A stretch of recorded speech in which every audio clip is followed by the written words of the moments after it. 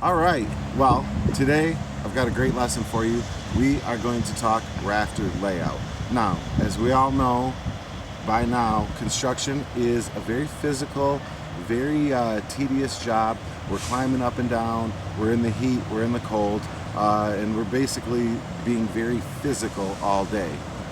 You get to rafter layout, it's a little bit of a change of pace, and it's definitely, you're getting paid from the neck up more than you are for the physical attributes that you bring to the table. So it's really, I always wanted to have that job. Now, on the crew, you're going to have a crew when you're building a house of about 6 people, and there's only going to be one guy that's going to be laying out the rafters. Maybe he'll have a partner with him just to help hold the tape measure. And so you really want to learn this knowledge. It'll level you up. You're going to be higher on the pay chain, and you're, like I say, going to get a little bit of a physical break and use what you know to lay out these rafters. So let's get started with what today's lesson actually is. We're going to go over both methods for laying out a rafter. We're going to start with the old school method, I'll call it, which is the step-off method. In this method, we're going to use the framing square and a set of stair gauges, rafter gauges, to lock in the unit rise and the unit run on the rafter square. We'll look at the blueprints for the house, and we'll determine what the run is, and then we will step off using that framing square the number of steps that coincide with the run of the house. The other way that we're going to do it is the more modern technique, the technique that I've tended to use more often than not, and that's the mathematical technique.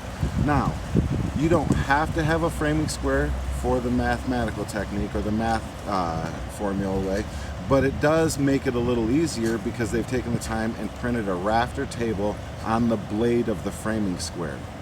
So make sure that you understand from our previous lessons which is the blade and which is the tongue of the framing square. It's going to be important when we start laying out our rafters and where you look to find the information for the rafters.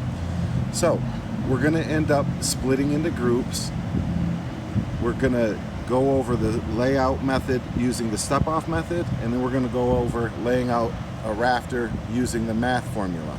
Each group will do that, and then you'll document the steps. I want step-by-step instructions that I can give to another group, and they can follow those instructions. How will we know if we've been successful? The group can follow your step-by-step instructions and lay out a rafter. So let's say that you went through and laid out a rafter using the formula. You found the hypotenuse of the 812, let's say for this example, and you've done the math formula for that and laid out your rafter. You'll list your bullet points and give that to the group that did just the step-off method, and then they're going to try to do the math formula method, and you're going to take their notes and you're going to try to do the step-off method. After we do that, we'll flip rafters, and then I'm going to have the group A go over group B's rafter and vice versa.